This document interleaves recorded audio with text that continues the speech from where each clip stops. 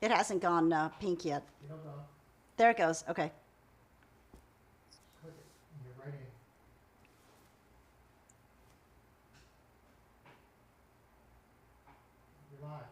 Good morning, everybody, and welcome to Sway TV. I'm Candace Kita. I'm your host, and I'm coming to you live today from sunny California, almost sunny California. And because I'm coming to you live, did you know that I can answer a question, a comment? We love suggestions. So if you guys have any of these, please leave a comment in the chat and I can see it, and I would love to hear from you. Now, today we have an amazing guest. Now, he is a veteran character actor, and you guys are familiar with him. I know you've seen him, and we're just going to bring him right in. We're just going to bring him in. I'd like to introduce to you, this is character actor Matt Otoole. Hello, Matt, how are you? you? I'm great. It's good to be here, Candace. Thank you for having me. Oh, awesome. Now, you know, you have such a recognizable face, and you've been in the industry for so long, but let's go all the way back to the beginning. So tell us, you're not originally from Los Angeles. So No, how did you get into the industry? I'm from Connecticut, which I still feel is my home state, although I've been in California for, too many years. I've always wanted to be an actor. As a kid, I would be in shows. I would say, please let me be an actor in my mind. And I did a lot of singing as a kid. I have a 3.5 octave range, which started me we do musicals, hometown musicals. And then in college, as an avocation, I would do acting, but always thinking, well, that's just an avocation. And I went to law school and did some theater as I was in law school also on the side. And then I was fortunate enough to get a job in Chicago and slowly broke away. I would go to I was an attorney in Chicago, and I would take long lunches, and those long lunches were auditions. And and my boss would say, "Where were you this time?" And I said, "Oh, it was very difficult." And slowly I realized that I enjoyed my side avocation better than my vocation. And so it was very fortunate that I was in Chicago when that happened. I was part of Second City with the junior company, not so much on the main stage, but was very fortunate to have Adele Close as my first mentor teacher. And Del, if anyone knows improvisational acting out of Second City, was the grandfather, the father, the creator of so many of our technique within improv. And I think one of the greatest things that he taught me was that comedy, tragedy, anything you want to find on stage all stems from truth. And so if you play the true moment, then they'll see the comedy, or they'll want to see the comedy. So anyway, that's a fast forward of everything I did. I did, then slowly went on to New York, thinking I could be in New York just as well. I had a female friend that it was better to be there in Manhattan. And slowly I did wonderful, wonderful chances. I was with off-Broadway, off-Broadway shows, and a lot of studio acting. And I'm going on and on, Candace. So if you could stop me and just ask. You guys, well, we're talking to veteran character actor Matt Otoole, Stephen Booth. Stephen, thank you so much for following us here at Sway TV. And if you guys have any questions, comments, suggestions to talk to an actor who's been in the business for such a long time, now is your opportunity to ask him a question, because we woke Matt up super early to be here with us. Yeah. And we just appreciate his time. And you guys have seen him before, and we're going to start looking at some of his projects that you can find right here on Amazon in either box sets, DVDs. You can rent them right here on Amazon Prime. He's worked with the top actors in Hollywood. And speaking of Hollywood, you went from musical theater and sketch comedy, and you were in Chicago and New York. What made you decide to make that big leap to Hollywood? Again, a woman friend of mine moved to Hollywood, and I followed her. And it's fascinating. Wherever you are, you plant roots, and you slowly realize there's so much more you could do. And then moving on, you say, did I finish? Did I finish in Chicago? Did I really finish in New York? And you really never quite finish. There's so much. So I just tackled Hollywood as best I could. I really enjoyed. I have to say, in Manhattan, every actor, if we were to talk on a corner, Candace, and say, did you see the latest play? Or have you read the latest play? That would be the conversation in New York or Chicago. In LA, have you seen the most recent movie?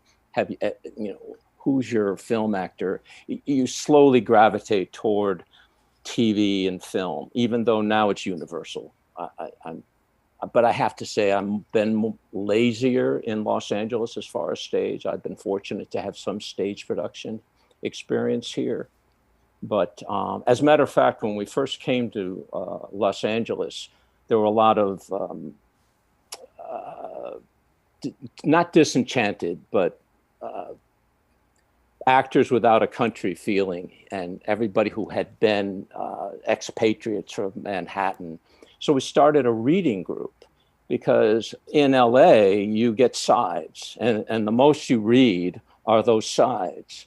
And so in New York, you read so much. You read plays, and you read novels that backed up the plays, and you read about the history. So we started every single week, come hell or high water. It was usually a Tuesday night. We would read a play, and there were just 7 of us. It was called The Group, and no auditors. So you could do anything you wanted. One female participant wanted to play Hamlet. She wanted to be Hamlet.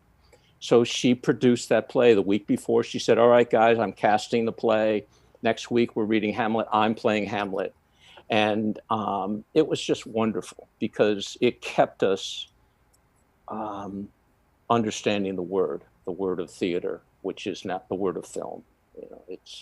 But I love being in LA. And the best thing about LA, or as my profession, I think you understand, you're pretty much going to pick up your bag, and you can fly to whatever location you need to be. And you have to be willing, and it's also a blessing to journey and to be in a location, and all of a sudden there you find yourself excited about. First of all, it might be a period piece, so you could find yourself in the Wild West. Here you are living in LA, but all of a sudden you're transported to Santa Fe area, and you find yourself at 2:00 in the morning on a horse on top of a crispy white 10 degrees below zero, looking out at the stars, waiting for your scene to shoot. But you are in 1880. You're a cowboy. You know what? Speaking of that, I want to go ahead and show them a project that many people have seen. You had a nice role in this, and I want you to talk about your experiences. So you're not going to see it. I'm going to show everybody this. You guys, Matt Otoole was in this movie, Wyatt Earp, with Kevin Costner. You had a nice role. Explain this. How did you get this role? Where did you go? What was it like working with Costner in this amazing period piece? First of all, it was a gift that I never ever could have understood would happen for me. I was fortunate enough to have met Jake Kasdan. We were doing plays here in Los Angeles, and Jake was kind enough to introduce me to his father, Lawrence Kasdan. And with Lawrence Kasdan, I had an audition, and I can remember the audition, and it was the truth. I had seen Silverado, and I was just impassioned by the work. It's another Western that Lawrence Kasdan had done. And I remember seeing that movie in Manhattan on a rainy, rainy, cold day, and was so mesmerized by the work Kevin Kline and early Kevin Costner that I just sat through it a second time. I went out and got more popcorn, I got another soda, and just sat in there. And I told that story, and I'm not sure if that's why I got the part, but Lawrence Kasdan said, "Well, heck, well, I can't, can you ride a horse?" And I said, you bet I can ride a horse. And so I was able to join them on Wyatt Earp's set in Santa Fe area. It was wonderful. And so you actually worked with Costner. How long were you out there, and where was the set? The set was outside of Santa Fe, and it was actually the old was Dodge City was the set that I was in, and it was actually an old town that had been built for Silverado that Costner that Lawrence Kasdan had built for one of the, and it was now sitting there. And many westerns since then have been shot in that town. And I was there probably for about 3 weeks. I remember driving cross country, excited about being in Wyatt Earp with a friend from Connecticut. I was transporting some things, and we stopped by the set. And it was such a welcoming set. I mean, this is like a month or two before I was even going to be shooting. And Lawrence Kasdan says, "Matt, everybody, I want to welcome Matt Otoole to the set. He'll be coming on." I mean, it was, and that's what's great about Hollywood sets. It's like one big campus. Sometimes you have that joy of, we're so happy to be here. We're doing the things we want to do, and everybody's just there as a group. Of course, you do your work, you do your craft, you read your books, you understand what you want to do, but then you get to play. And that's what it felt like. I mean, you play with horses, and and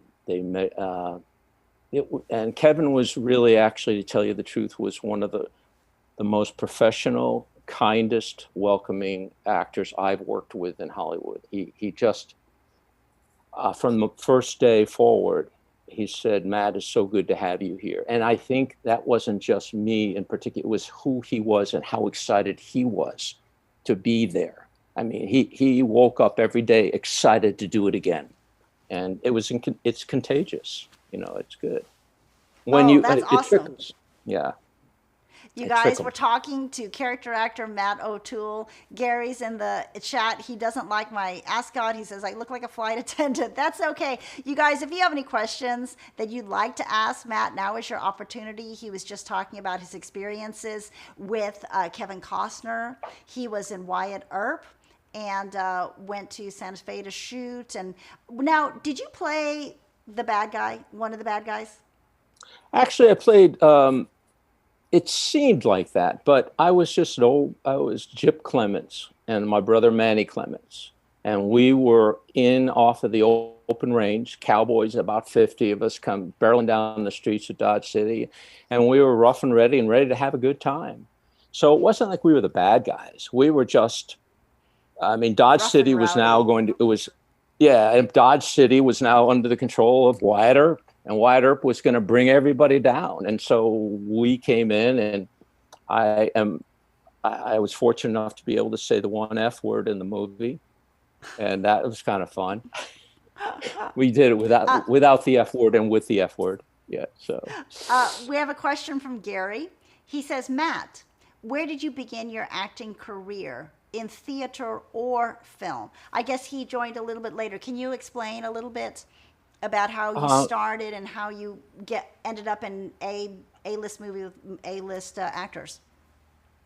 I was fortunate enough I worked in theater mostly at first, yes, not just all. I mean, and I've done about 35 musicals, and I I loved it.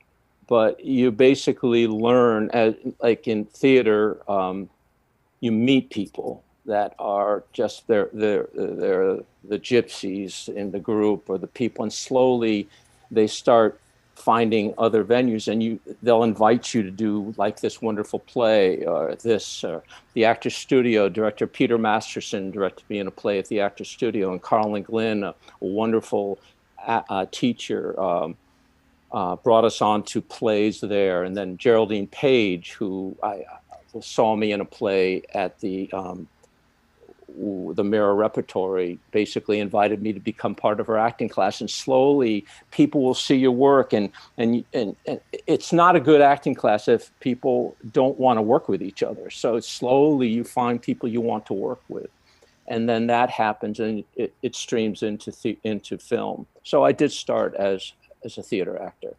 But Well, one thing Gary go ahead. asks, were you on Broadway? Close. There were a couple of projects that almost got me there, and I did not. It was, so no, Gary, I did not. I was on off-Broadway, but I was not on Broadway. I was not in a production. Many of my friends were in productions on Broadway, and it would have Oh, been at that awesome. time a musical. But no, I have not been in a Broadway production. Yeah. Well, I always say that you have a face that looks like it's made for period pieces. And like you said, you were in Wyatt Earp. And have casting directors told you that you have such a really amazing face that looks like it comes from a different time? And does that help actually cast you? Um, I have been told. Thank you, and it's wonderful to be able to play a character. It's easier. It's right now. It's very difficult. Just talking to you is more difficult than if you were to give me a character to be talking to you. So I have to Mm-hmm. say, I've done a number of period pieces, and I remember there was an agent years ago who basically said, "You're going to look the same age when you're 90." And Wow. right now you're 25. And I said, "I look 90." And he goes, "No, you don't look 90, but you have this face that we can't place in a, it's, I don't know if that's one person's opinion, but there is that sense of period, yeah, that I've been There is gifted." a definite feel to that. Here's a modern film that I want everybody to see that you were in. And I want you to tell us about this movie, where you shot it, what you did. So you guys are looking right now. This is with Jason Statham. This is Oh, Safe. This yeah. is a DVD and digital copy that's available right here on Amazon. So tell us about this movie. Wow, that was another gift. Um, Living here in Los Angeles, I auditioned for a role to be a bad cop in this Jason Statham. I know if you, a quick breakdown is there was the Russian mob, the Chinese mob, and there were the bad New York Police Department, and Jason Statham took them all on. And I was fortunate enough to actually be able to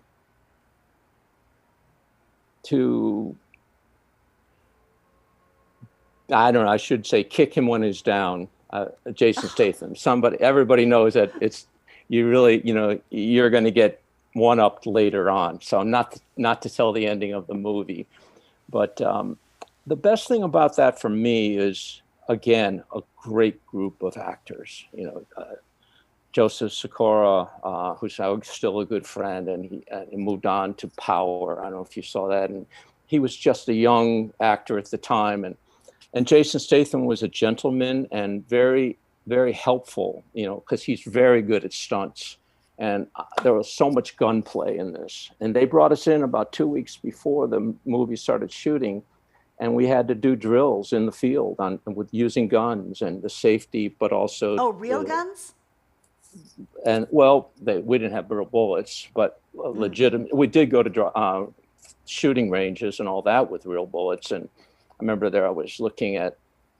We had so much prep, and it's helpful, of course, because it helps you understand who you are. But the thing about that I remember sitting one time shooting an episode of the film on 50th and Broadway. And we're waiting around. I'm just standing on the corner, and I'm realizing, holy mackerel, this is where you walked every day on your way to acting class with the dream of being in a film or in a great play. And Wow.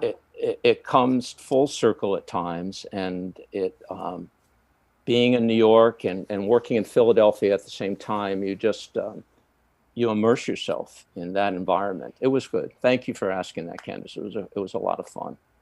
Oh, awesome. And like you guys, we're talking to veteran character actor Matt Otoole. He's been in movies such as Wyatt Earp with Kevin Costner. We were just looking at a Jason Statham moving Safe. So now also, you are playing a bad cop. A lot of times you've been cast, even though you are literally the nicest person in the world, you've been cast as a villain. So Often. explain this to me. You're such a nice person, but you've played even, didn't you play one of the top 10 villains of all time? Like, was it I was Crime Scene Investigation? Go ahead. What? Oh, go ahead. CSI is what you're talking about. And again, it was, I mean, I used to joke, if you don't let me kill somebody or kill me, you're going to have to pay me more. But there were so many times, I think I counted them a dozen times that I have been killed on film. Necks broken, through the head, through the heart, suicide. But it's, of course, then you get to go home at night. I don't know. I sometimes, on stage, I played a lot of comedy, and I played a lot of, in musicals, you get to be the hero or whatever. But on film, the casting director was a wonderful statement once. I had just done a play, and she said to me, Matt, listen, I understand this is film. Remember that. And remember, on stage, you reach out to the audience, and you're bigger than life. On film, you let the audience come to you. And I can remember that feeling. As a villain, you just say, okay, you don't have to think anything. You just let them find what they want to find. And if you're in you, that you just let them see it. And, and then the truth will come out in the character through the storyline. And I'm not trying to say you don't do anything, but for some reason, people think I kill people. So, but with CSI, it was a blessing. I got to come back a number of times as a serial killer, and I was walking the streets of Florence, and this woman comes up to me. I mean, she didn't come up to me. She was one of those mimes on the main piazza. And I said, hey, guys, let's put some money in her bucket and she'll move for us. And she had white makeup and a white robe, and she was Medusa or someone. And she comes up to me and gives me the finger and says, come here. And I get closer, and she says, I know who you are. And I said, who am I? And she said, you kill people on CSI. And and there you were across the world and recognized as this murderer, this killer. So it was really fun being recognized as a murderer, but it does typecast you at times. And that's what I wanted to ask about, is that you played a serial killer on CSI. Do casting directors see you and then say, oh, he's, Matt O'Toole, he's a great serial killer? I don't know. Um, I have some wonderful friends who are casting directors through the years who trust and understand my work, and they're the champions of your work, and they bring you in when they can, when you're close to, whether it be, but mostly I'm 6 foot 1 inch. I walk into a room, someone has seen me as a villain, a serial killer. So you've got not just the casting director, you have the producers, the producers, the director, and it's difficult not to see that, but that's okay. I mean, there's so much that is also, you just let them know who you are as that character in the project they've written, and they make that choice. But yes, there are times where I'll be brought in because of that. I've been fortunate enough, because of that character, to have been given direct offers for someone Oh, who is really? just like that person. And Well, wasn't it something with Tarantino? Tell us that story. oh yeah, I'm fortunate enough to have met Quentin Tarantino through friends of mine, and I get a phone call in my home one day, and I was actually coaching a friend of mine for an audition, and I said, pick up the phone, and I go, "Oh, Quentin, yeah, oh yeah, hey, sure, of course." And he said, "Matt, I've just seen all your episodes of CSI, and I want to work with you." And he was just so wonderful, and so um, he was so complimentary, and so open about his feeling about my character. And then he actually went on to direct some CSIs, and the producers told me later that he was looking for a Matt O'Toole character in the project that he was working on.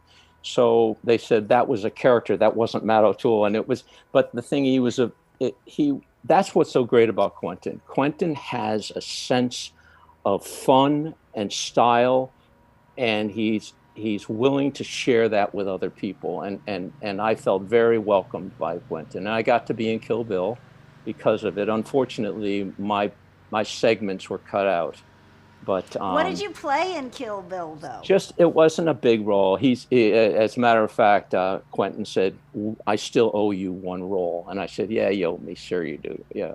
But I mean, everybody likes to work with their friends, and so when you can, you do. If you can bring them in. I've recently worked with my friend Dylan Bruno on a character piece where I got to play both a really bad guy with an indiscernible accent, and then just really this sort of Parandello project. That's a play within a play on the other flip, and it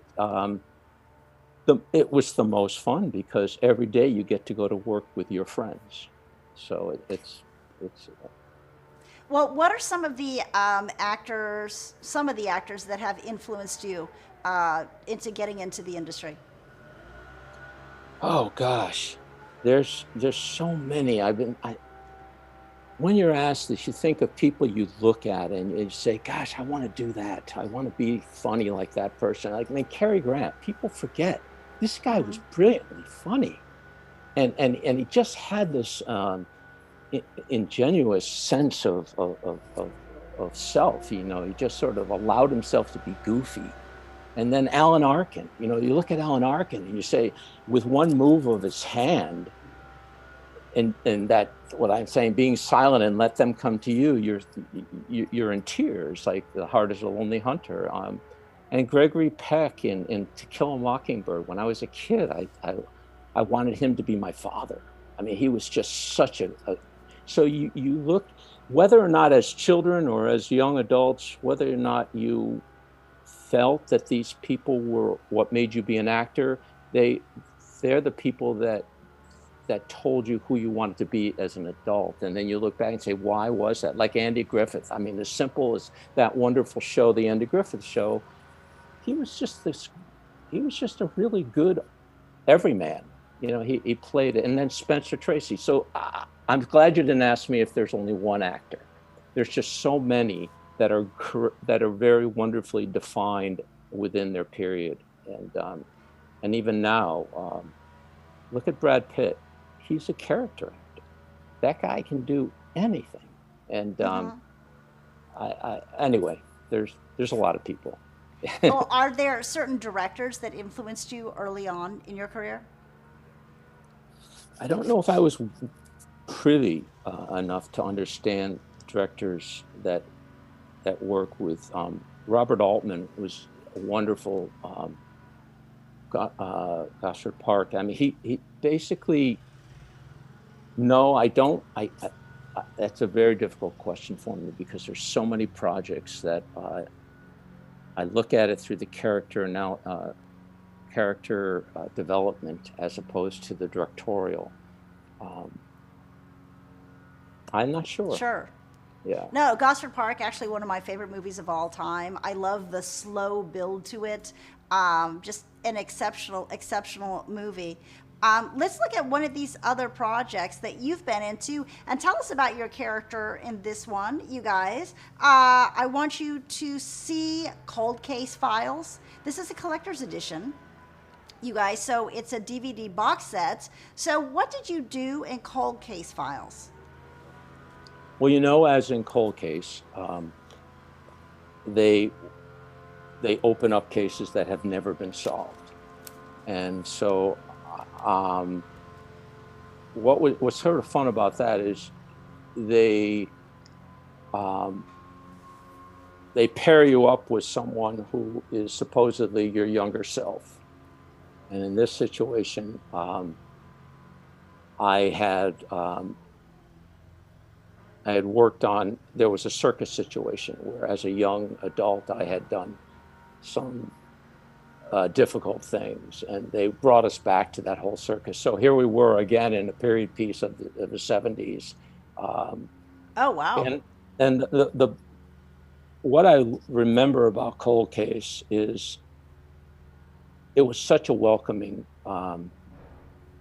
environment. John Finn and Tracy Toms, they basically, again, you knew that they were enjoying their job because as soon as you walk on the set, hey, welcome, come play with us. And so it was a good experience, Cold Case, and I think it's a great show. It just offers Oh, the insight. awesome. You guys, if you know about Cold Case Files, CSI, Crime Scene Investigation, Wyatt Earp, this is Matt O'Toole.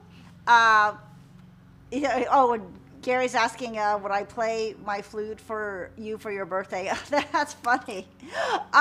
Actually, so we have veteran actor Matt O'Toole, who's here today, and he's talking about all these awesome products that you can find right here on Amazon. These DVD box sets, these DVDs, and of course, Amazon Prime. These projects that he has been a part of. And we were talking a lot of being a character actor and how you've been in period pieces, how you've also been, a heavy at times, and you work with Quentin Tarantino. Here's another one that I'm going to show everybody. Tell us about your experience on The Sentinel. Oh, wow. The Sentinel was filmed in Vancouver. So, of course, that brings again the sense of travel. But if anyone understands, The Sentinel is about a man. Richard Burgi played this man who was had extreme powers. Whether they were sensory, he was more powerful than anybody around him. And these episodes that I was in matched him with his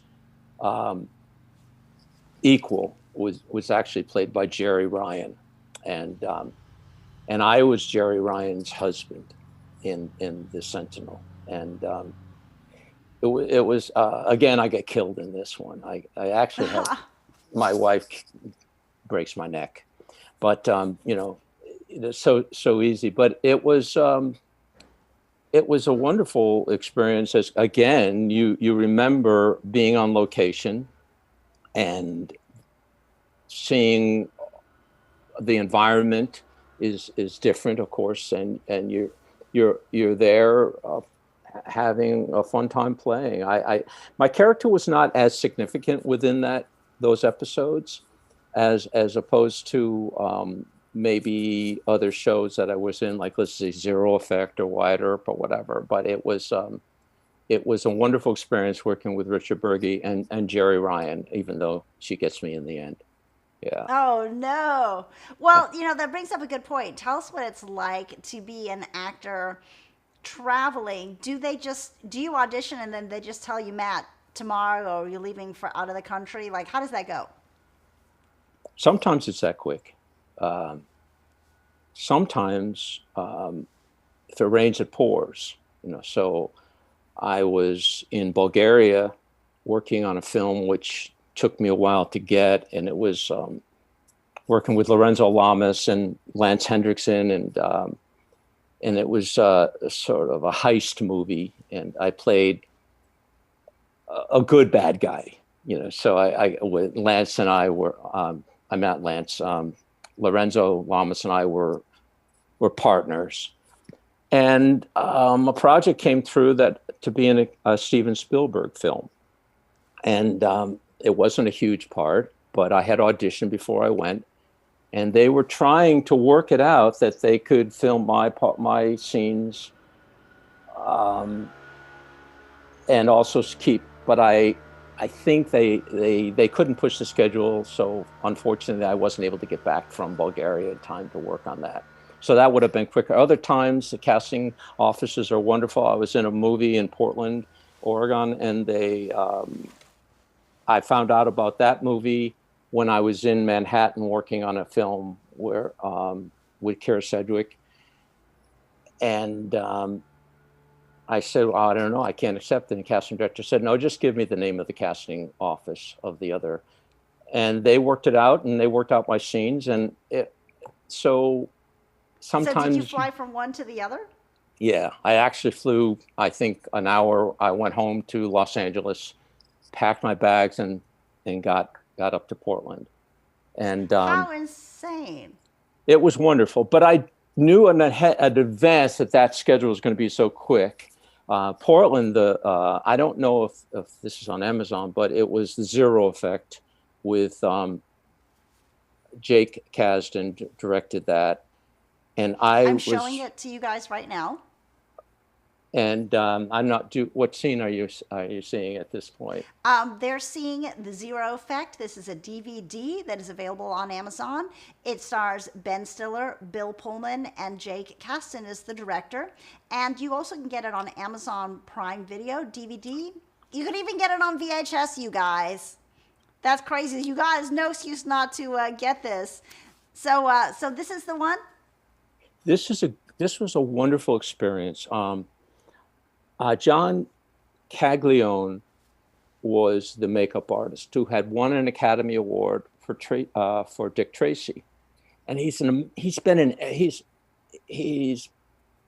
like the go-to special effects makeup artist. And he came to my home in Los Angeles, and in my kitchen set me up with what they call a life mask. They used to be called death mask, but it's sort of more gruesome. So they basically have to put a plaster mold over your face with a straw so you can breathe out of it while it's happening. And then they create a mask for you so that they can create prosthetics to age you or make you younger, whatever, to change your features. And again, that's an experience you never would have without the profession of being an actor. And on the set, I played a character that aged from the age of, let's say, early 40s to late 80s. And wow. And it was just again a wonderful experience as far as who you are as an actor, and it proves that you really don't change inside the older you get. You're still that. I mean, there was an actor, I can't remember exactly how it was said, but he said he shoots up the he gets the girl, he kills all the bad guys, he's running around, and he feels like this really young stud. And then he looks at the movie and he goes, "Who's that old dude? Who is that guy?" So, but frankly, you can't think that way. You just got to think who you are inside. Yeah. That's so funny. Ricky says good morning to you. And Sammy has just joined us. Sammy, and for those of you out here, this is veteran character actor Matt Otoole. You have seen him in movies such as Wyatt Earp with Kevin Costner, the movie Safe with Jason Statham. He was one of the top 10 villains of all time in crime scene investigation. And right now, the movie that I'm showing you is Zero Effect, that he's also been in with Bill Pullman and Ben Stiller. And this movie is available on Amazon. And we've just been talking about these amazing experiences. Sammy says, "Oh, yes, I saw you somewhere." That's right. You probably saw him in Wyatt Earp. He had a big part in that movie. And then what is the movie named? What is the name of it that you were in Bulgaria? Rapid Exchange. And it was not one of the top A-listed movies, but it's a real fun movie that has just a lot of fun. It's a heist situation, and it was. I'm not sure if it. I think you can find it. You can find it on. Well, I won't mention any of the other networks, but it's called Rapid Exchange. Yes. Oh, Rapid Exchange. And Sammy said she knew that. You look a lot like a friend of hers, actually. And we were talking about you just had this amazing character actor face where I can see you in the West, like you did Wyatt Earp with Kevin Costner. I can also see you almost in the 1800s. I can see you as a European in a castle. You just have one of these faces. Hey, listen, get it out there, Candace. That's great. A face that is unforgettable. Yeah, there was a movie, Last Man Standing, starring Bruce Willis, and I was a late 20s, early 30s Chicago gangster placed in El Paso, Texas.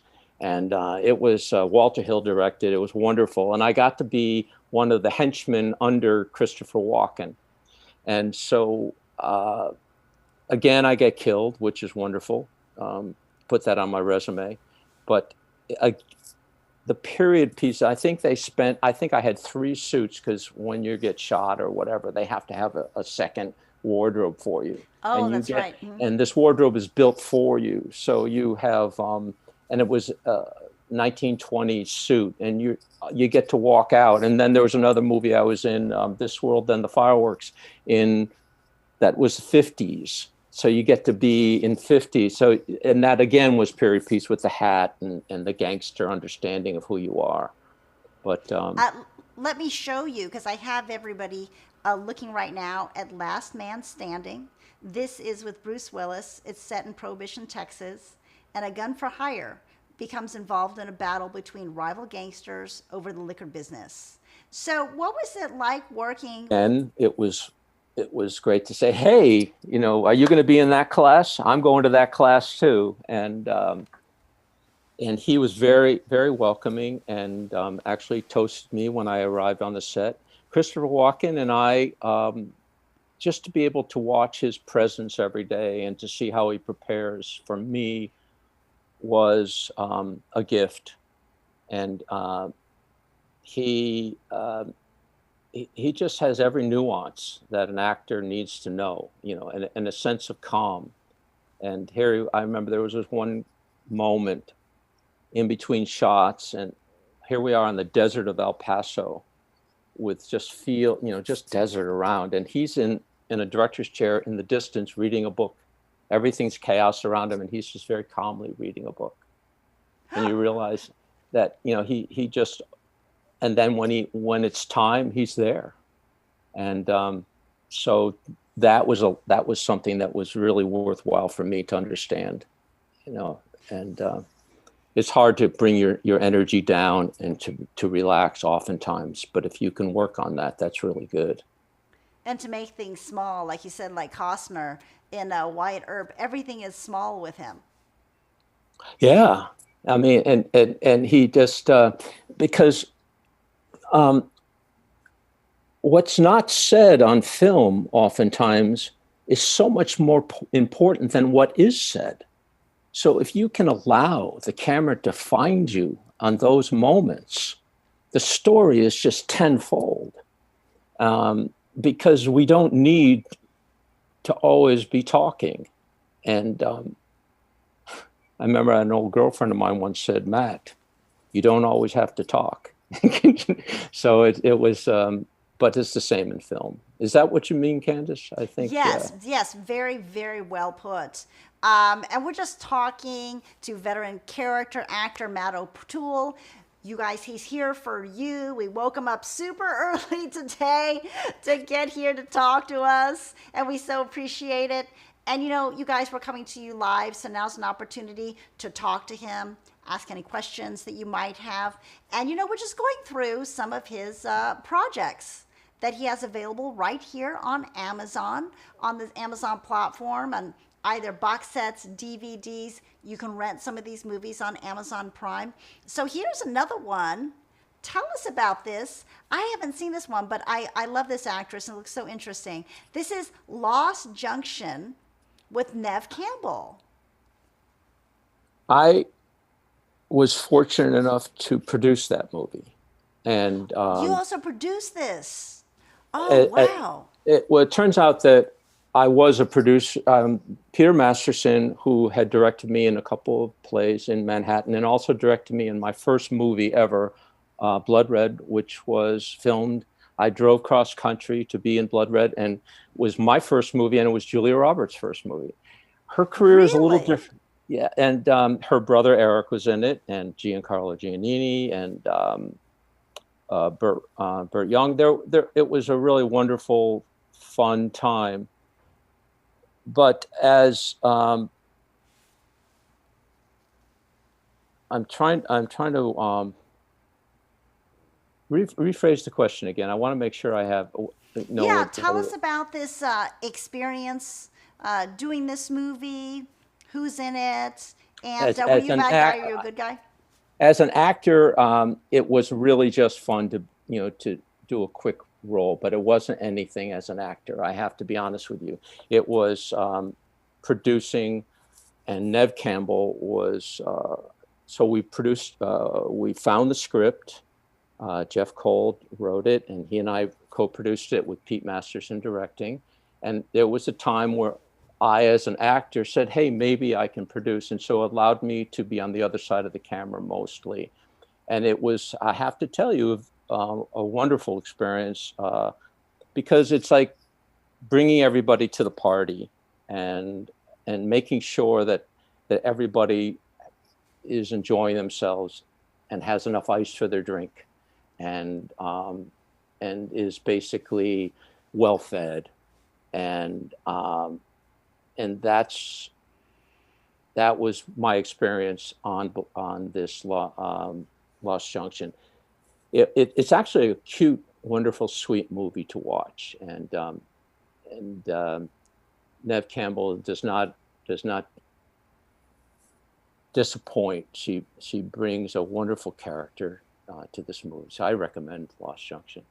Yeah. Oh, awesome, you guys! You guys should watch it. Kathy says, "Welcome, Matt. Hi, Candace. What a great treat for Amazon Live and Sway TV. Sway Entertainment Live! Exclamation point. Thank you so much." And Kathy, if you have a question that you'd like to ask Matt, now is our chance, because he woke him up super early this morning so he could spend time with us. And because we are live, you guys can ask him a question about these awesome projects that he has been in. And here's another one. Now, it sounds like a period piece, but it's not a period piece. Now, for those of you looking right now, this is The Sentinel, the complete series. This is all 4 seasons. So there's 65 episodes in this box set. Now, this is a DVD box set. It's a great price. Now, what did you do in this project?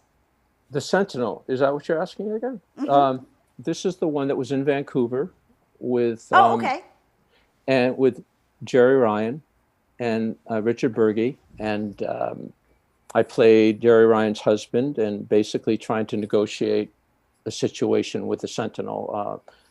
I was not a good person, but in the end, my wife proved to be less of a good person than I was. So it was um, it was just wonderful. It offered the understanding. Richard Burgi, who was the hero, it gave him nemesis to work against. It was so Right, again, and uh, quite often that's what it is. yes, and uh, oftentimes you say, "Well, I'm just a bookend," but that's not how you can address a character. You have to say,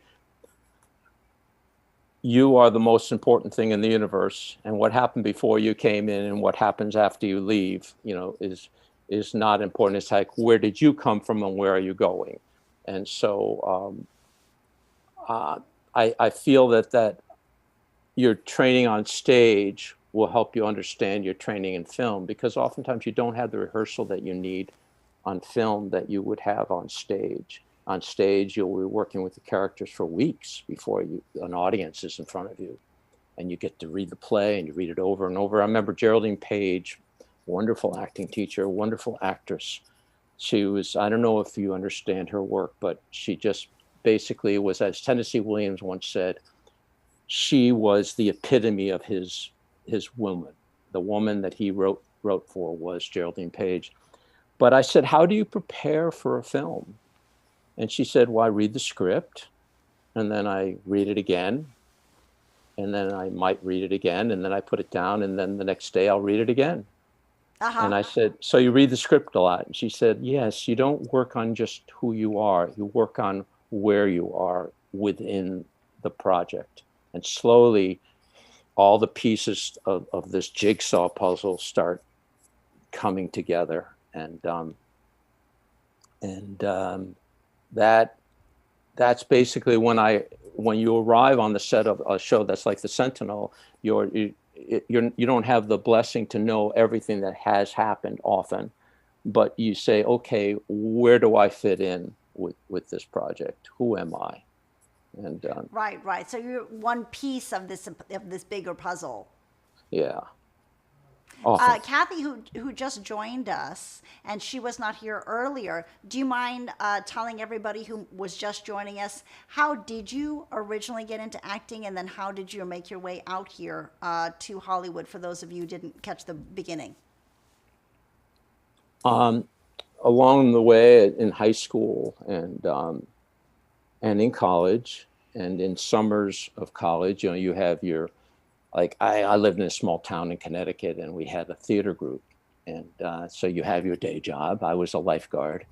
And then you went to rehearsal at night and you did musicals. And we had, in our hometown, we had, I think, 65 people were involved, kids were involved with the production, whether it be on stage, in the orchestra pit, backstage, making sets, making costumes. So it was a wonderful, again, let's put on a play environment in my hometown. And I was fortunate to that. And slowly in college, I had and I think this really made me feel very close to theater. I was in a classics class, and we had to read, and it was about Plautus. And it was the beginning of conventional Roman comedy. And Plautus is considered the father of conventional Roman comedy. I Love Lucy, the Restoration comedies, Shakespearean comedies. It's all about misidentity, names defining their personality. A funny thing happened on the way to the forum. Someone is looking for someone who just left, and he arrives, and the head slave, the manservant, is pretty much the smartest guy on the set. And we see that like let's say a Family Guy. The dog is the smart guy. That would be a Plautus character, the guy who basically decides who brings us in and out of emotional situations or realistic situations. So anyway, as it came, I went off to law school, and I felt, okay, I can always do theater in the summer. But when I arrived in Chicago, theater was very prominent, and I always wanted to learn how to tap dance. So I went to Gus Giordano's jazz class studio in Evan. I rode my bicycle and I slowly left being a lawyer and started hitting the streets, auditioning, and that's when I took classes at Second City, and I took classes with sort of a Sandy Meisner technique in Chicago, and then slowly everything after that were studio class. I mean, you could, as an actor, you could go straight into theater with like Yale Drama School or whatever, or you can have a studio experience, which I did. They call it, classes within the city. You define and you pinpoint which classes you want to take, whether it be technique or whether it be and which I start with, and then you take scene study classes, and then you slowly work from there. You can take your voice, or you can take dance, and you just bring it all together as if you were going to a university, but you find them within the city, and that's how I did it. Oh, that's awesome. And Johnny Kong just joined us. He says, hello, Candace and Matt. Hello, John. Johnny, we have, as you see, veteran actor Matt Otoole here. So if you have any questions that you'd like to ask him, please do. And we have Gary in the queue, and I know his son is a young starting actor, and his son's girlfriend is also an actor dancer. And hi, Gina. Gina Capone is. How are you? Thank you so much for coming in here, Gina. We have veteran actor Matt Otoole here. He's been in movies such as Wyatt Earp with Kevin Costner, Safe with Jason Statham, and he was Crime Scene Investigations, one of the top villains of all time. So if you have any questions, now is your time to ask him. Gina says, hi, Matt, how are you? Hello, Gina. So now's your time to ask him. And she says, CSI is the best, exclamation point, exclamation point. I love it. And Matt played one of the all-time villains on CSI. So we've been looking at some of the projects that he has done. So I wanted to ask you, too, because there are people in here who have younger people that are just getting into the business. Let's talk about like classes. What would you recommend to people that are just coming into the business today? Candace, what age are you thinking? What are you talking about? They are in their 30s. I think the girlfriend is 26. And so you're not talking about children like grade school? No. Okay. 20s and 30s. First of all, I would say that never stop reading. See as many films as you can. However, also read, because with reading, you start understanding your personal imagination. And you start understanding how you could place yourself within a situation. So that's just background work.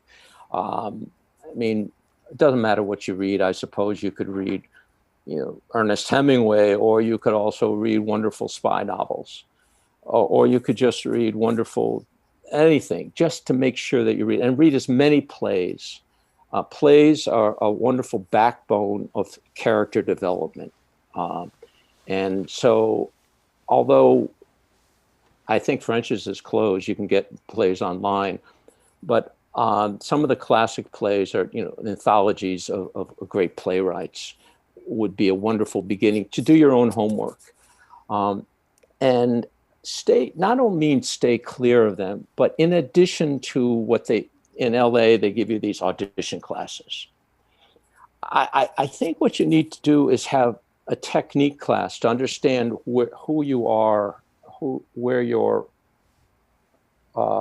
persona or your vehicle or your tools. What tools will help you find yourself more easily? And that would be technique. But in addition to that, then you start testing those in scene study classes. And those classes will help you discover the analysis of a character. So when I read a script for, let's say, a friend who has written I tend to reach for where are these characters being developed and how are they being developed, as opposed to what a director might see is how is the story being told. Oftentimes, so as an actor, you want to find the most important way to find your character. I don't know if that, I know that's a lot, but it's simple. Read and pursue that what you have read through practice. Yeah. Got it. Gary said his son and the son's girlfriend, they both have their masters in musical theater. Oh, Rosalinda wow. says, yes. Rosalinda said, yes, reading, you can extend your learning and knowledge always. And Gary said, question, Matt, what do you think about Broadway as it is right now? How it has become Disney versus talent? Gosh, that's a really good question, Gary. I have not been to a Broadway show in a while, so you're right. What happens in Broadway, it's very expensive to mount a show. And I mean, it's, so I can understand why shows like Disney shows can afford Broadway. I'm just praying that that's not where it goes. I mean, there's just so many wonderful classical plays that, just like Pirates of the Penzance, it's a Gilbert and Sullivan. And it was brought to Broadway with an amazing flourish. And it's not Disney. So I'm not sure, Gary. It's not that I would judge one against the other, but I do believe that there are phases within our theater development that people will go through, and perhaps we're going through the quote Disney phase. It's not that Disney goes through its own phases. It's just a change, and I'm not sure what you mean by Disney, to tell you the truth.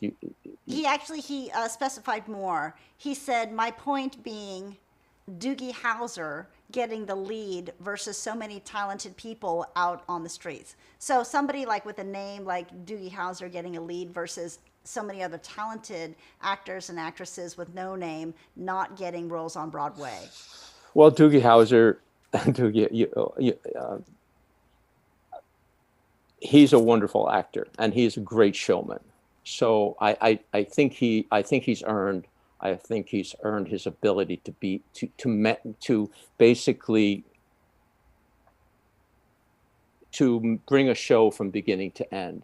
The most important thing for a show is that the lead person can carry the energy, like Betty Buckley in Cats. I remember when I saw Cats, people didn't really know who Betty Buckley was overall, but she is, if anybody doesn't know Betty Buckley, Google her. I mean, YouTube her. Her voice, no one can touch her voice. I mean, everybody has a different realm, but she basically 110 the shades. I mean, she basically has, before she even entered stage, I felt her presence. And that's what an audience needs to be brought into it. So whether or not they're a name or whatever, they won't be able to continue with Angela Lansbury brings the crowds because she has this amazing energy. So I believe that Broadway is not kind to those who cannot carry the show. So I'm not sure. I think that investors will understand that. You need to know what will bring in the crowds, and that has to do with those numbers and is there magic on the show. So it would have to be tested show per show. So I don't think it's instead of somebody else, but maybe the understudy will come to the rescue every once in a while. And that, Johnny Kong says he loves CSI Las Vegas. And then Gary said, you can't compare the two. She is an amazing singer and actor versus a TV personality. So Betty Buckley is an amazing singer and actor versus Doogie Howser. Is that what you're trying to say, Gary? And then Ricky said, she is the 8 is enough mom. Is that true? Was she Betty was. Buckley the 8 is... Yes, she was. 8 is... She was. I Yeah, didn't yeah, know yeah. that, you guys. That's going way, way back. And she was a great mom Oh. in that. Yeah, she played a really wonderful mom. Yeah. How has a great... funny. So you were talking about you recommend actors reading. And I know you've got to go pretty soon. I just want to ask one question. What type do you recommend them reading? Shakespearean plays or, Neil Simon? Like what type of plays that you do you read and do you recommend? Both those are great. Sam Shepard, he has some amazing family dramas. Yeah. Waiting for Godot, The Dumbwaiter, all the different understandings of restoration comedies. As I mentioned earlier, Plautus. Basically, I never even finished that thought. I understood when I was reading all these plays, we had to read, I think, 45, 50 plays and be in 3 productions during this college course. And with that, I think what really drew me to theater was the reading these plays. And I'm going, oh, I want to do them. I want to be that character. And so if you have that, and that reading group I had when I first came to LA, I wish I should do it again. I want to play that guy. And oftentimes in film and theater, we don't get that opportunity. I think, as Gary is saying, if Doogie Howser can play a character, that's not giving someone else the chance that he could play that character. But that talented person will be found. He'll find his venue somewhere else.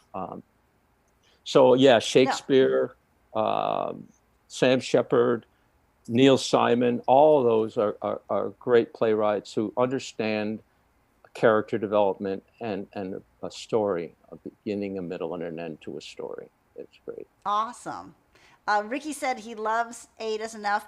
And I know you have to go, but I want to show everybody one more. Actually, I don't know if we can pull it up right now. Let me just ask you, just because I want to know personally. You were on Nash Bridges. So what was it like to work with Don Johnson and Cheech Marin from Cheech and Chong? Because I love Cheech and Chong. What are those guys like to work with? And what did you do on Nash Bridges? Again, that was, first of all, they're great to work with. And they have a spiritual energy that when they're on the set, they're commanding the set. And Cheech is one of the funniest in person and in front of the camera people that I've met. And he's a kind-hearted, good man. I played Lothar, King of the Goth. It was with this group of goth groupies that were out at nightclubs, and if anybody could pull up, I don't know if they could find my picture, but they had me looking amazingly, and I actually had to go a couple of weeks early to be fitted for red contact lenses, and they gave me sizers from my, like implants for my teeth. They didn't implant my teeth, but my teeth looked like I had fangs. And this is like an office clerk type guy by day, and Lothar, King of the Goth, by night. And so I got to work with Cheech quite a bit, and it was a good experience. Yes. Yeah. So. Oh, that's awesome. Again, I died a fiery death. I basically was again, not a good person. I got killed in the end off of a huge fire scaffold. So I forgot about that death. Yeah, Oh no. So you guys, just because I want to show you real quick because it's just one of my favorite comedy duo to watch, and because he actually worked with Cheech Marin. For those of you who don't know, this is Cheech and Chong. This is the Ultimate Collection, Up in Smoke and Still Smoking, and you can find it on DVD right here on Amazon. So he got to work with one of my favorite comedians of all time. So Matt, thank you so much. We've had such a wonderful time. Now, if people want to follow you, do you have any social media, IMDb? How would they do that?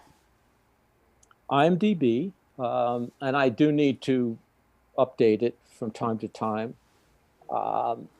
Is probably the best way. You could send messages or on IMDb, and that would be the only thing that I think I could at this point maneuver.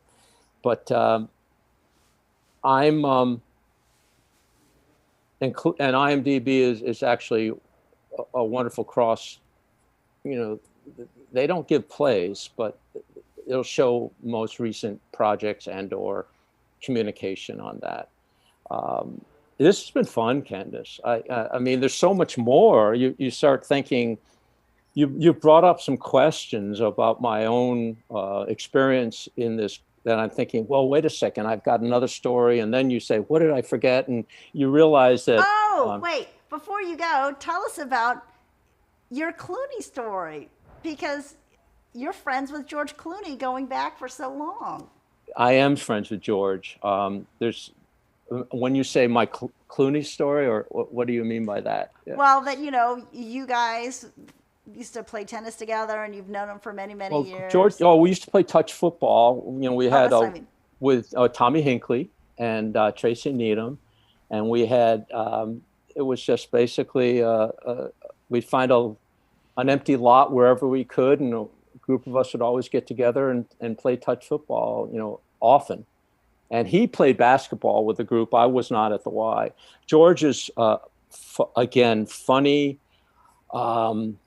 Real focused on when he's with you, he's there, he's talking, and he's a smart man, and he makes good decisions.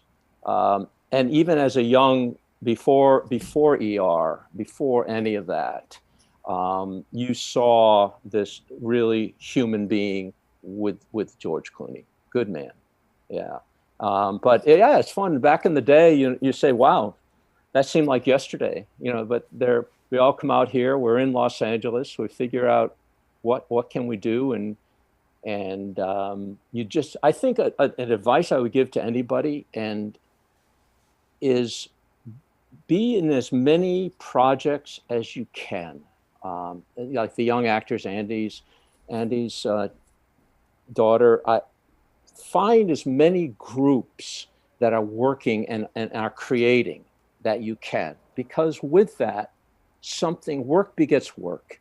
Friends help friends, or they'll understand what it is that you shine, and they're the ones that are going to discover you along with the rest of the business. I mean, you do your work, but be in a play or be in a theater group or play tennis with a group or play basketball. Because you look back and you say, how do I know? Why am I here? And you just basically realize it's because I was part of something before. Well, I want to show them one more time a great movie. If there was one item that I would want you to see that he has been in, this is, once again, we showed it at the top, Wyatt Earp with Kevin Costner. You can get this on Prime Video, so you can rent it right here on Amazon. You can get it on DVD or multi-format, even Blu-ray right here. And Matt Otoole, the character actor that you're speaking to now, is in this movie. Had a wonderful time. So anyways, thank you, Matt, so much for being with us here today. We had such a wonderful time with you. I have too, and I'm not sure what we've said, but looking at you and talking with you, Candace, it was very enjoyable. Thank you. Thank Oh, you. awesome. And everybody says thank you to you so much. So I'm going to stay with you and let's say goodbye to Matt. Bye, Matt. Thank you. Take care, Thank everybody. Thank you. you. Good to see you again. Bye bye. You guys, we had such an awesome time. And Ricky was saying, thanks, Matt. And he goes, another Cheech movie that was born in East LA. Johnny Kong says, thanks to Matt as well. So we had such an awesome time with veteran actor.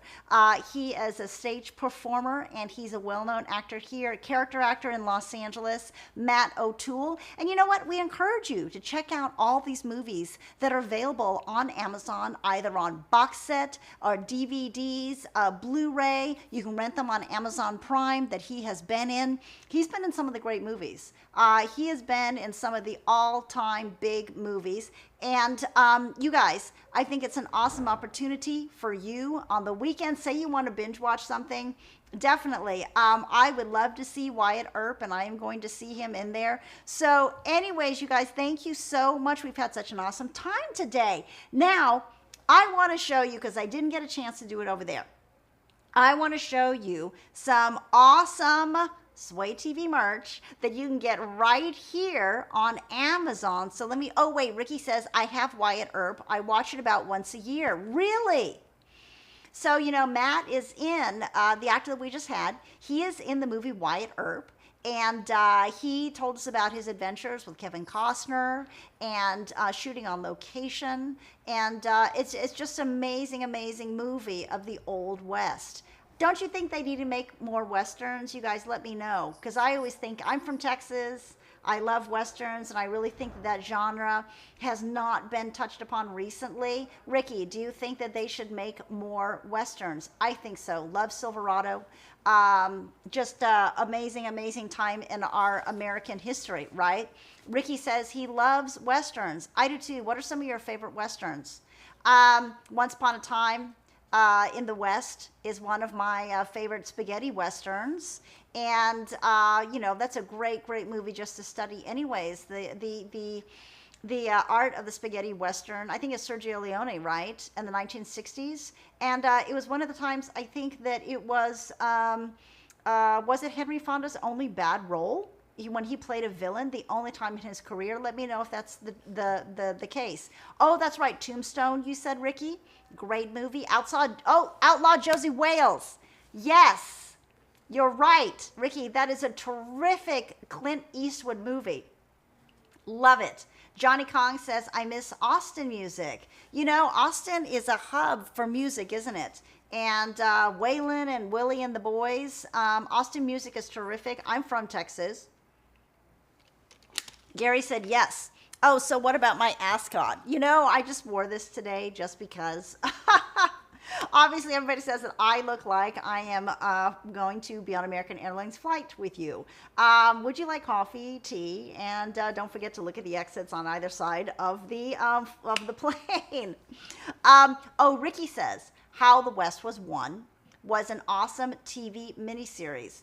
Who is in How the West Was Won? Is that the one with, believe it or not, Ricky Schroeder? And which is the one with the great character actor who was in Robert Duvall? Was it Robert Duvall in How the West Was Won, or am I wrong? You guys let me know. And while we're talking about that, let me show you some awesome swag. Can you say this 5 times? Sway swag, sway swag. So let me show you some awesome swag that we have right here that dropped a few weeks ago on Amazon. And this is some of our Sway TV merchandise. You can go to amazon.com/shops/Sway TV. So this is terrific, terrific merchandise that I encourage you guys, hey, to take a look at. I've got some right here. Let me show you. This is the Sway TV hat. Isn't it funny? I love it. So this comes in white, and the one that you guys see up there is black. And we have it in white and black. The one I have that I'm wearing right now has this Sway TV logo. I'll put my head down so you guys can see it. In the Sway TV blue, and the hat is white. This is nice for ladies. And we also have it also in white and in hot pink. which I think is really cool. So you guys can see the black one in there. We also have a black one, which is kind of like a crew hat for the entertainment industry. A lot of people that are working crew love to wear hats like this. So you can see it right here. This is the hat. Oh, thank you, Gary. He said I should be rocking the swag. I am rocking this swag. And this is the hat that you guys see pictured in the photo right there above me, if you guys see it. And like I always said, you know, shop the show. Always shop the carousel for all these awesome items, plus so many more. We showed you a lot of the beauty items that are available in the carousel earlier this morning. And we also showed you some of the earthquake prevention items that we just decided to put in there. And the reason why is because, you know, you guys, we did have an earthquake yesterday here in sunny SoCal. So we thought, why don't we go ahead and put those in there? Gary, you were so nice. Didn't you say that some of these earthquake items are good for birthdays? They're good for birthdays simply because why not get a practical item for somebody? So I thought that he made a good point. Oh, Gary, here, let me put the white and pink one. I agree. This one's my favorite too. How did you know? Seriously, Gary said that this one is all me. The white and pink one is all you. This is my favorite one. Ricky said, oh, some of the cast was Carol Baker, Lee J. Cobb, Henry Fonda, Carolyn Jones, Carl Madden, Gregory Peck, George Papard. The list goes on and on. Eli Wallach, of course, Richard Widmark. So Debbie Reynolds was in it and James Stewart. So yeah, check out this Western. Any more? Gary goes, exactly. Exactly. Oh, Ricky's saying hi to you, Rosalinda. That's so awesome. You guys, so anyways, we have all this amazing swag. I've got a couple more things I just want to show you. This is the Sway TV tote bag. Now it's in black and it's got the white Sway TV logo. And I actually bought this one and I got it with a blue logo. So I can carry all my junk, and you ladies know how much junk we carry in our handbags, way too much. So this is the one that I got, you guys, and I'm going to put all my stuff in it. It got to me so quick, too, and I'm going to just put all my extra stuff. This is great for a beach bag for upcoming spring and summer. This is also great to carry lunch to work in.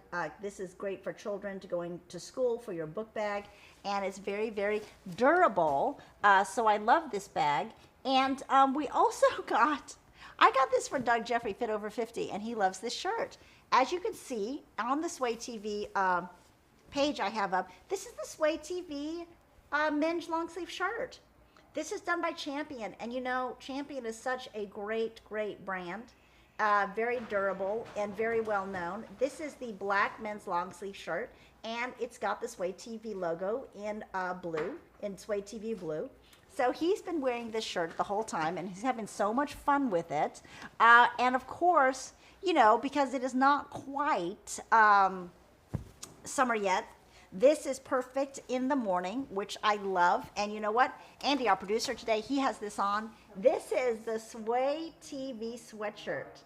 Let me tell you, this is a very thick and plush, durable, double-line sweatshirt. This is not a cheap sweatshirt. This is very high quality. And this is perfect for throwing it on in the morning. And then say you get a little hot, you can just take it off. And it's got the Sway TV blue logo on it. I love it. And I'm showing you all this stuff, you guys. It's so much fun. This is, I love this one. This is a cute, Gary, this would be cute on me, right? Because it's pink.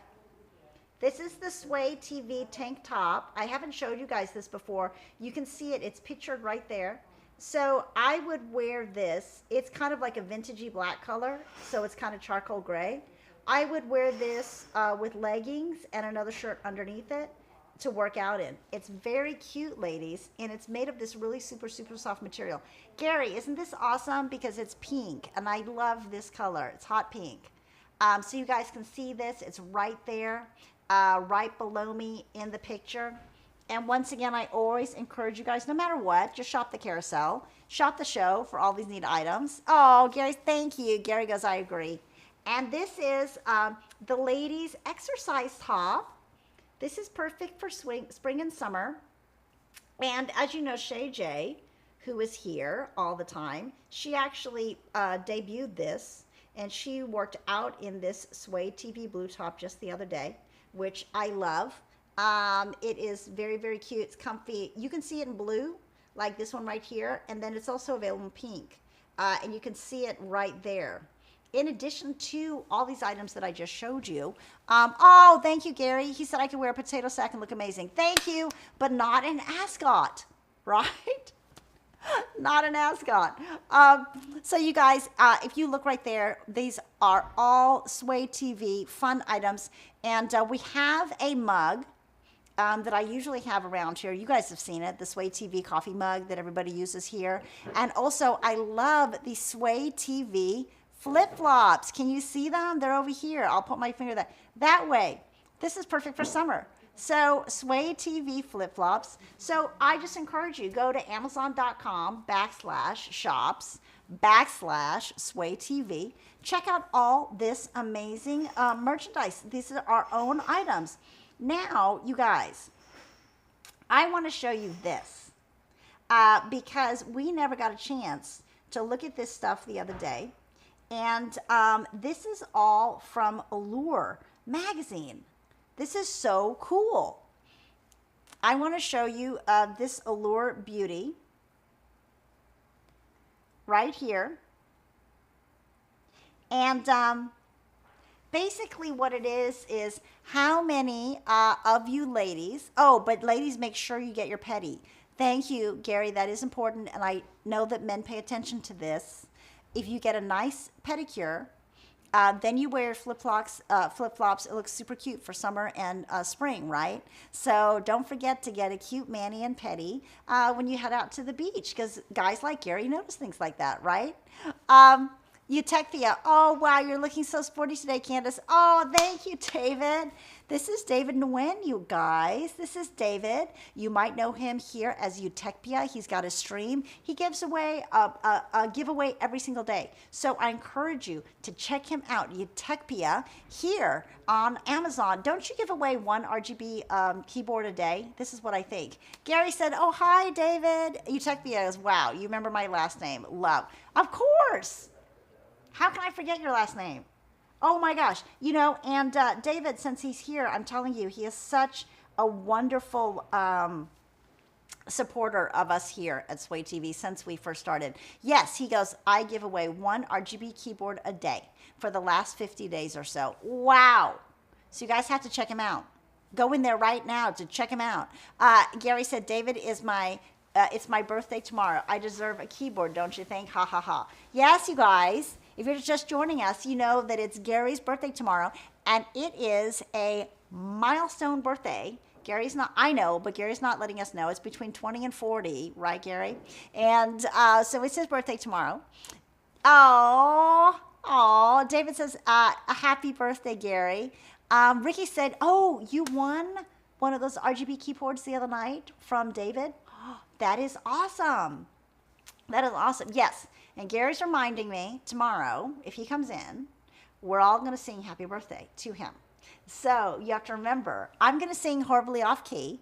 So I'm warning you guys ahead of time. Don't expect anything spectacular. Gary's son's girlfriend is in musical theater. I am not. So I'm going to try, and it's going to be fun, and we're going to sing happy birthday. And Eutechia, David says, congrats, Ricky. Yep, your RG keyboard is already in the mail. Oh, hey, tell us when you get it. I think that's terrific. And Ricky just said, oh, thanks, David. So you guys, we're going to sing to Gary tomorrow. It's his big birthday.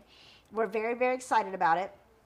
And I wanted to show you because David is in there right now. So let's just go ahead and show you our PlayStation 5 winners. Now, we gave away, as you know, there was a Gary, not the Gary that's in right now, but another Gary, and he won, he's from Toledo, Ohio, and he won a brand spanking new PlayStation 5 from us. He was the first winner. This is a different Gary. This is a different Gary. And because David is like, wow, Gary is there too. That's what happened the other day. Everybody thought it was the Gary that won. Not the PlayStation 5 Hall of Famer Gary, but this is another Gary. And this Gary's like, I wish. Gary was the first one from Toledo, Ohio. Now, we gave away 2 other brand new PlayStation 5s. Gary's like, ha ha. I mean, Utechpia is like, ha ha ha. The first one was to Tyler, because he was our official winner, and you can see him right there. He's the one going like this. And and then Gary's like, then again, tomorrow's another day. That's right. And so Tyler was our official winner. And then there is David. You can see him right there on the left, you guys. He is our other winner. He's so awesome that, and such a strong supporter of Sway TV here, that we just gifted him, Andy, the producer here, gifted him a brand new PlayStation 5. And David goes, yep, positivity. He's also so excited he has his hands out, and he is holding a kendo stick. And he was such an awesome person that is always supportive of us here. We also gave him, and David said, Andy, Sway TV producer is, in big letters, amazing, exclamation point, exclamation point, exclamation point. That is so true. And so, we just wanted to show you this photo because it just makes us so happy when we get to see just everybody here having such a wonderful time. And that was one of our giveaways. We were so excited to be able to do that for everybody. And once again, thank you to Andy, the producer, as David was saying, because he just surprised everybody and just gave a brand spanking new PlayStation 5 away to David at Utechpia, who incidentally, he's been streaming, playing it, unboxing it, everything. So it's been super. You guys check him out if you haven't. He does give away 1 RGB monitor keyboard away a day. So he's given 1 away for the past 50 days. So you guys, you got to go check him out, right? And I wanted to show you this because, we didn't get around to it yesterday, but I love these. How many of you ladies, and actually men, mainly ladies though, love these beauty boxes? Are you a subscriber to a beauty box? And if you are, please let us know. Here is, I'm going to show you this Allure beauty box that you can get right here on Amazon. And it's so exciting because we have all these boxes. I haven't opened them. So it's going to be exciting because there's so much makeup. Let me show you one first. This is what it looks like. This is an Allure beauty box, and basically what it is you get items that Allure magazine recommends. So they're really neat. You've got some. Oh, Johnny says, good morning, Utechpia. Oh, and then David Utechpia says, good morning, Johnny, my friend, exclamation point. So basically what it is you get all these terrific items that Allure magazine has recommended. They put in their beauty box. This is a great way, ladies or gentlemen, if you want to try new makeup and you don't necessarily know what to get, this is a perfect opportunity to try new stuff. They find it for you. You don't even have to think about it. And that's why I subscribe to beauty boxes, because honestly, they choose some stuff that maybe I wouldn't have normally picked.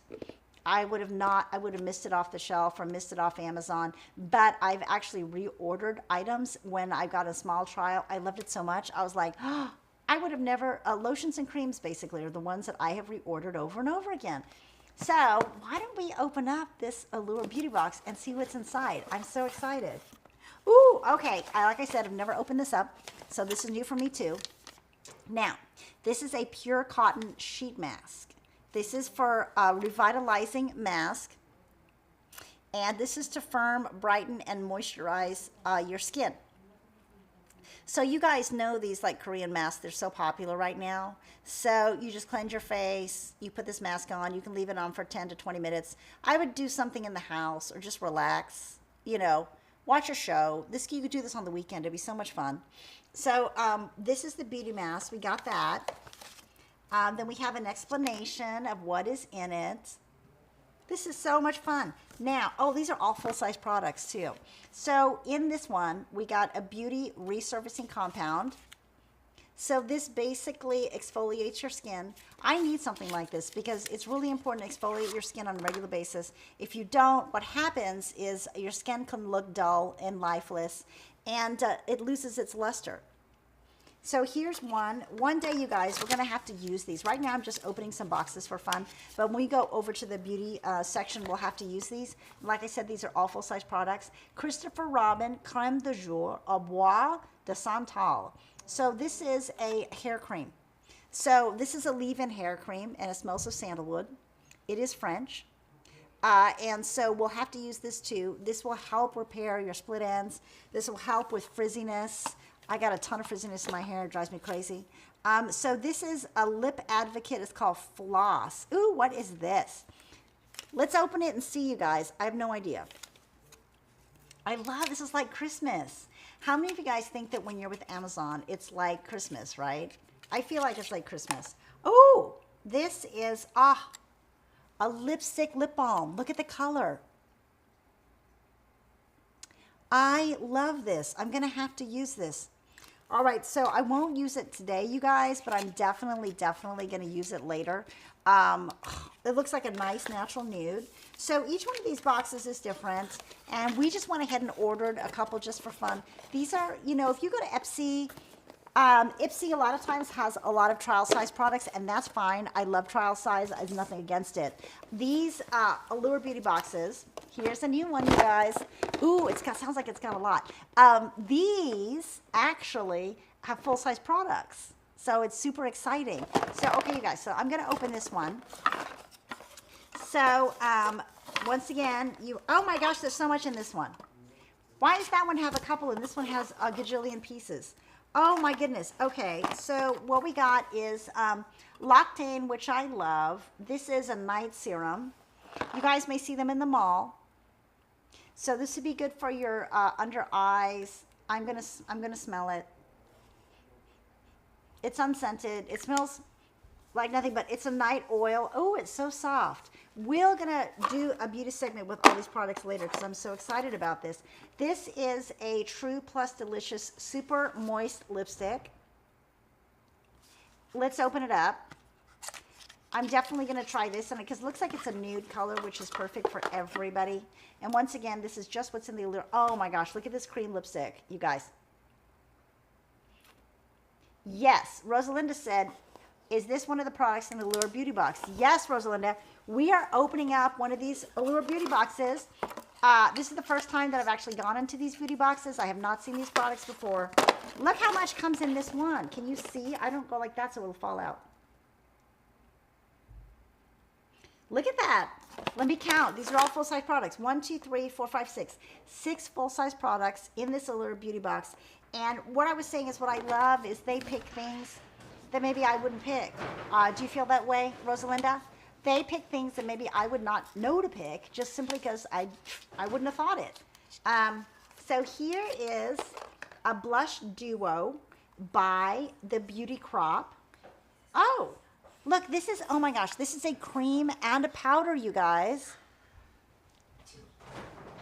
Yes, and you said, I believe all 4 boxes have different items. Yes, I was thinking about great bundles.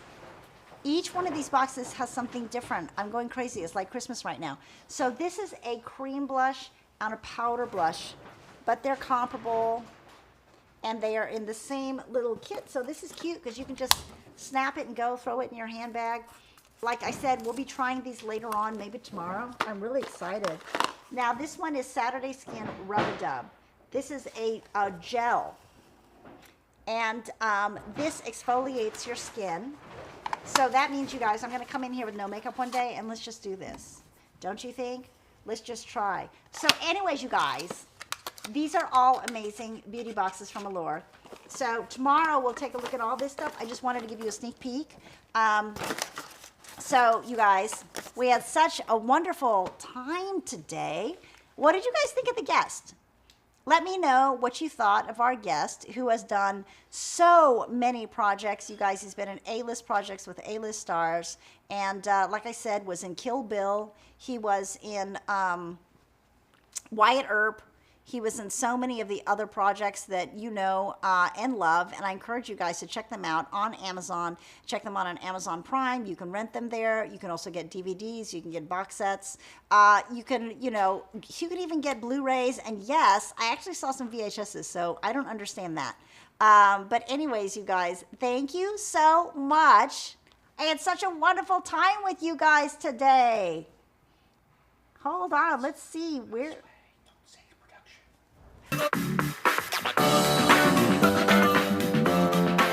Make sure you guys follow Sway TV. Follow Sway right here Ooh, it's this way, sorry.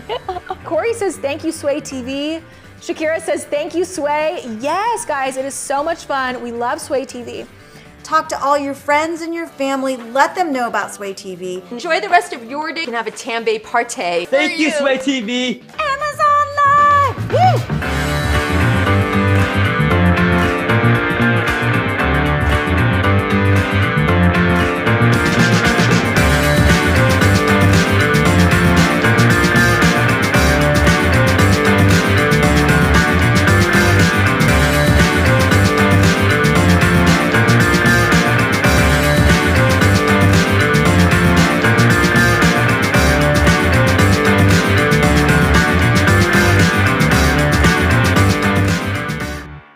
Such a great time with all of you. Shop-attainment all the time. We in the house, we having fun, we doing the thing, we swaying. Let's sway! Let's sway. Let's sway.